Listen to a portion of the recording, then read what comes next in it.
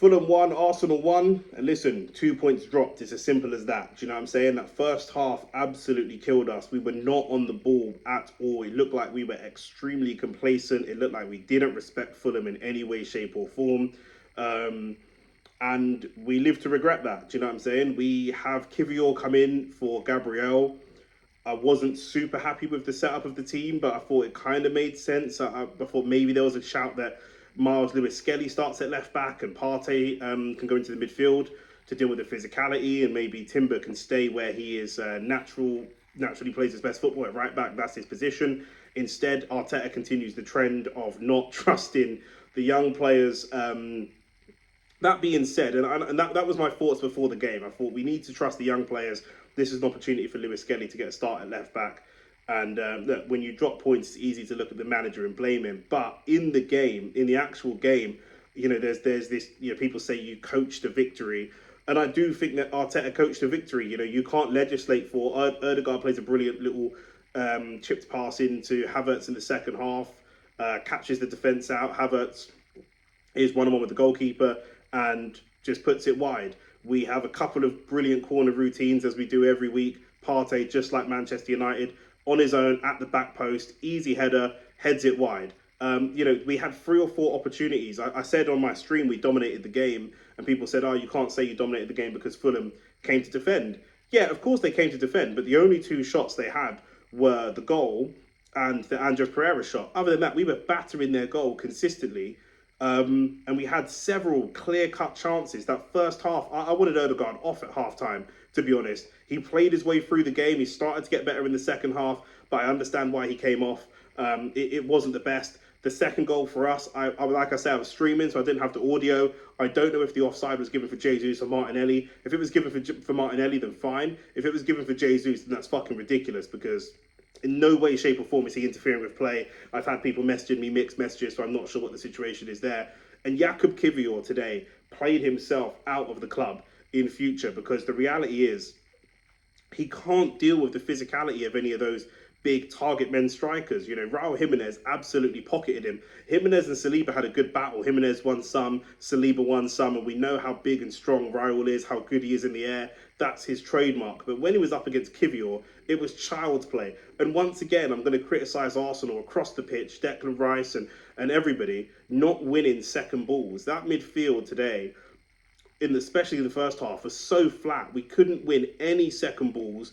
Every time, we know Leno is not a goalkeeper that wants to play out from the back. Leno's main weaknesses is he wants to go long and he can't play out, and he's not good from set pieces. And we didn't exploit that today. We nearly exploited it with the set pieces bit, because we had some good corners, some good crosses from free kicks, and we just couldn't find the goal, which is so frustrating that we've done it to ourselves. We had ample opportunities for that, and then we weren't really pressing him. It took us a really long time to press him, and we allowed him to play out from the back really easily. And then when he did go long, and credit to Leno, he picked his moments really well in terms of when he went long and when he played short.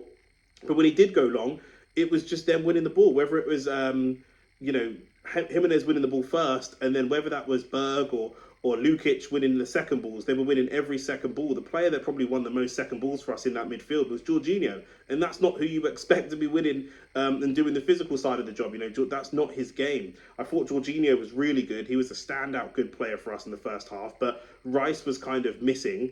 Trossard was trying some things, but not quite what we wanted. I thought Saka was flat in the first half as well. The second half we come out, we're much better immediately. Havertz was night and day, much better in the second half as well. Havertz just doesn't play like a striker. We say it every week, we need a striker. Saka cooks Anthony Robertson several times, gets to the byline sometimes, plays the ball across the 6-yard box, and Havertz is standing there looking stupid on the edge of the box, like he doesn't know what position he's playing. Havertz himself looks like he's expecting Isak or someone to turn up and turn those balls in. He doesn't even know that he's playing as a striker. So it was really, really frustrating today, because we've dropped 2 points, and ultimately we played a game in a way that we should have picked those points up. Now, if we go and get headed, I just want to highlight some of the issues, because if Thomas Partey scores that header, or if the goal's not ruled out for offside and we win a 3-1, I don't want these things to go under the radar. We still need a striker. We are now 6 points behind Tottenham and Chelsea are going to play now, so hopefully Tottenham can get something against Chelsea. But with 6 points behind Liverpool, that could have been 4 points, and that would have been really, really healthy to add a little bit of pressure onto them because their game was postponed. And this happens every time when we're chasing down a team. This regularly happens when they drop points. I know Liverpool didn't drop points, their game was postponed, but something happens. There's an opportunity for us to capitalise for ourselves, and we don't do it. When we were chasing down Man City and they dropped points, or Liverpool dropped points before, we didn't actually capitalise on those moments. We would often go on and drop points ourselves, and that for me is just not good enough. Really, really poor. That it was much improved in the second half, but Arteta obviously had to give them a serious talking to.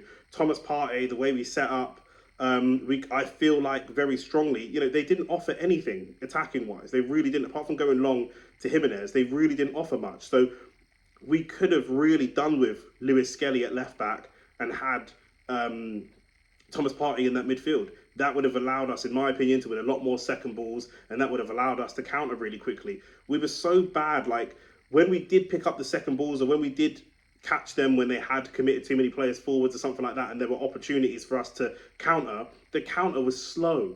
It was so slow. We'd go all the way back to the centre-backs to reset the attack. And the 1 or 2 times that we did use Partey or Ødegaard to just go direct and pump the ball forwards, Trossard hitting the ball over the top to Rice, we managed to get goal-scoring opportunities. Often those shots ended up going off target. Rice ran in behind, and it was just him up against Diop, and he decides to hit the ball well wide. He's got way more time. He could try and cut in. He could try and hold the ball up and allow somebody else to come and support him. He doesn't. He takes the shot too quick, too rash, and he puts it wide. We have to be levels better than that.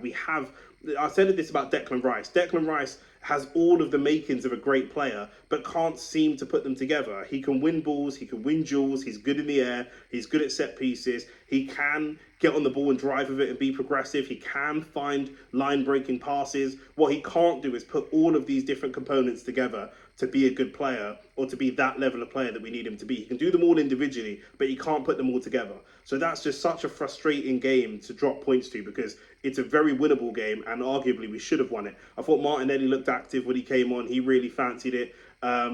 Jesus, we didn't really get a chance to see that much of him, in my opinion, but I'd say Martinelli definitely looked like super up for it when he came on. I thought even when he showed a couple of moments. Obviously, he's still in that progression phase, but he showed a couple of moments of brightness as well. And I feel like everybody has to hang their head in shame after this, because I feel like if Arteta had set the team up differently, we could have been scoring more from open play rather than set pieces.